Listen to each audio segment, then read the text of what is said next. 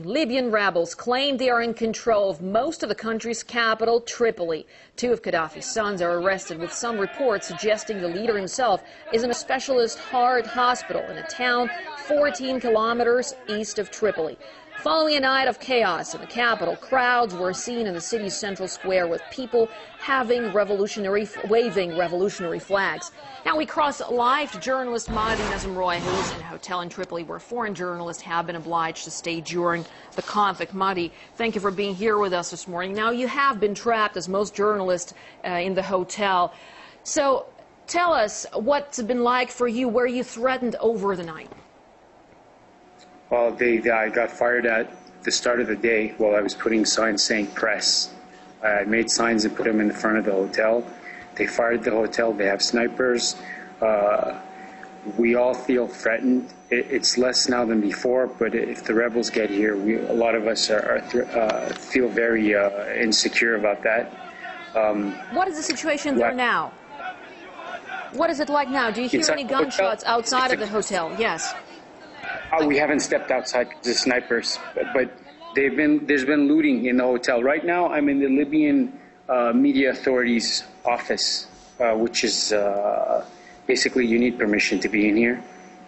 I took the liberty to come in here to show you the looting. So you can see the projector up there was taken, and you can see the ladders that they put. They've been going through the rooms of people, even the looters, young men. I don't think they were dangerous at all, but young men who've just come and gone into all the rooms and started collecting things. You can see they broke the doors, the locked doors, and again you can see the ladders to steal the projectors, computers. This has happened in various offices here. I want to also point the fact that the foreign journalists immediately went into these offices because the files kept on them are kept here. The files on all of us visiting Libya are kept here.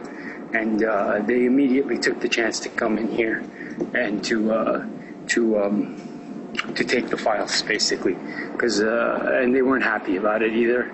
And I overheard them speaking about the files, which involves emails from, I think, one of the BBC gentlemen named Roger.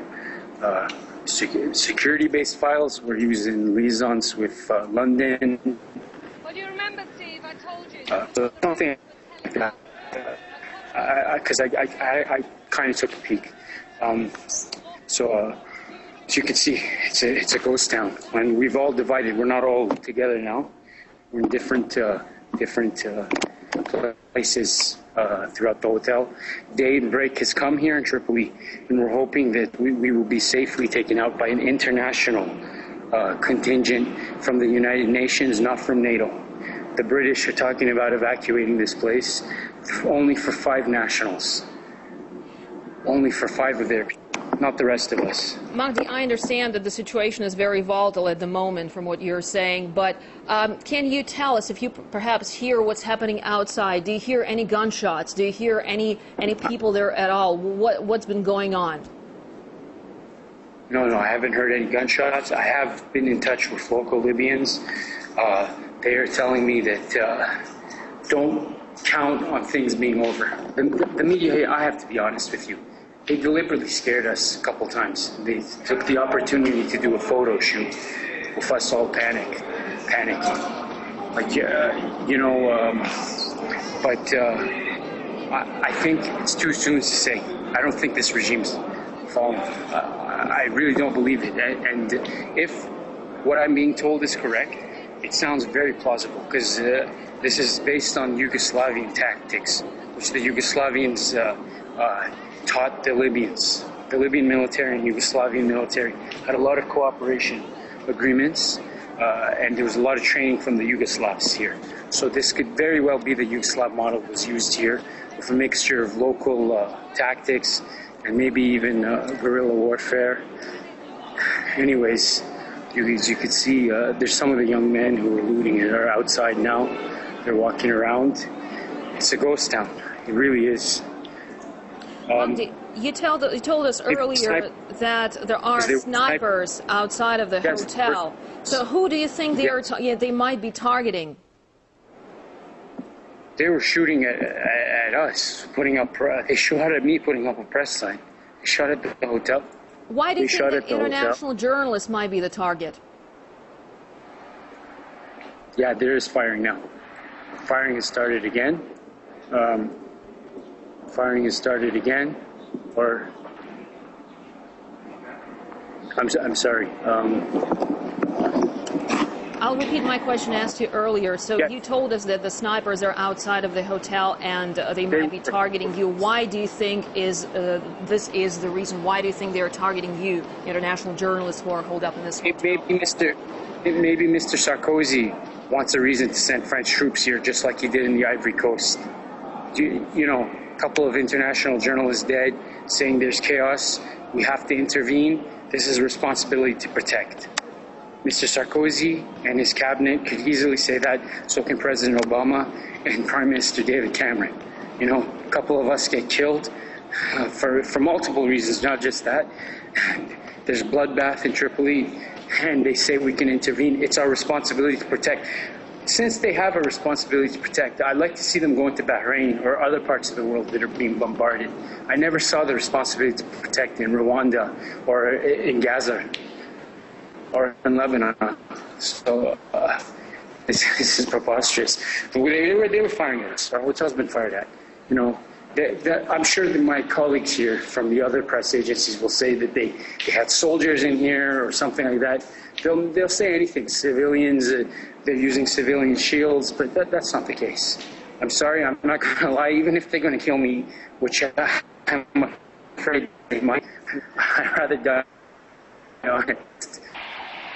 Well, Mahdi, tell us what's happening in your hotel now. How many international journalists are there with you? And tell us, what is the safety situation? I mean, I understand that it's not very impressive there at the moment, but can you describe what everyone is going through emotionally being there? We are going through, we are teeter-tottering, we are, you know, there's fear, there's anger, there's exhaustion. Let me tell you, a lot of people didn't sleep because of the NATO bombings. The NATO bombings kept us up before this even, because they did an intensive bombing campaign in order to have the insurgents arrive in the Libyan capital. So there was very intense bombing here, and this kept us up. And we're all obviously, there's a bit of shock. Some of my colleagues, I have to speak to them very aggressively, but it's only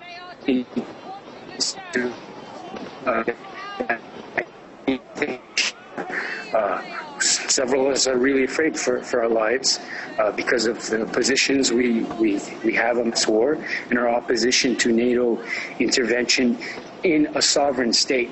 This is illegal. This is a war of aggression. It was not a defensive war whatsoever. They did not protect civilians. That is preposterous. And if anybody believes they protected civilians, that is wrong, because they are bombing civilian facilities. They are launching an offensive. They launched an offensive into Tripoli. How is that? That's very Orwellian. They are not protecting civilians whatsoever. And my colleagues, when they go out, they report about a lot of things, but they don't talk about the civilian deaths, and there's been a lot of civilian deaths. We've been abandoned in this hotel. We've been left here, and we really like the international community, specifically an international initiative that is not NATO, which includes the Russian Federation, the People's Republic of China, and several other countries. You know, we have people from Iran's Press TV here. We have people from AFP here. We have people from Telesur, the Cuban National News Agency. All these nations should now speak outside of the contact group. We don't want the contact group because it's an aggressor here. We want a neutral configuration of the international community to come and get us out of here. I personally would. I can't speak for everybody, but there are some other people who hold the same views as me, and we really like to. You're in a very difficult situation. You've spent a night and being an emotional roller coaster.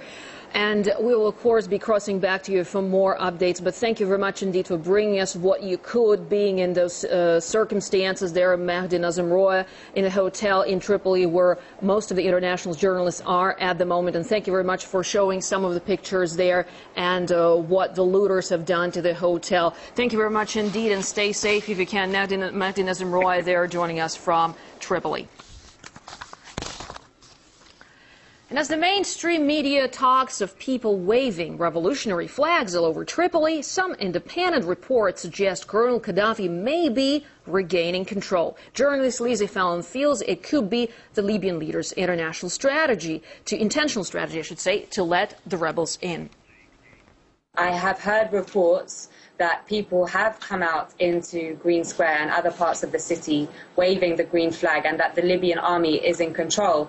Now, what we've heard is that the strategy of the Libyan government and army was to permit the rebels into the city because previously they have been operating in sleeper cells, and therefore it was very difficult for the Libyan army to know who they were or where they were hiding. So this strategy was part of bringing them out of the woodwork to lead to a direct confrontation so that they could be dealt with quite swiftly. And also we have heard that the large tribes of Washafana, Wafala and Tahuna and other tribes came from their areas to Tripoli to join the battle. We have also heard that Gaddafi was in Green Square with the people there. So this is the information that I'm hearing from our contacts across Tripoli. Of course, this is a huge turnaround of events, and if they do turn out to be, if they are confirmed in the coming hours, then it will be very interesting to see what this means for NATO and its forces on the ground, i.e. the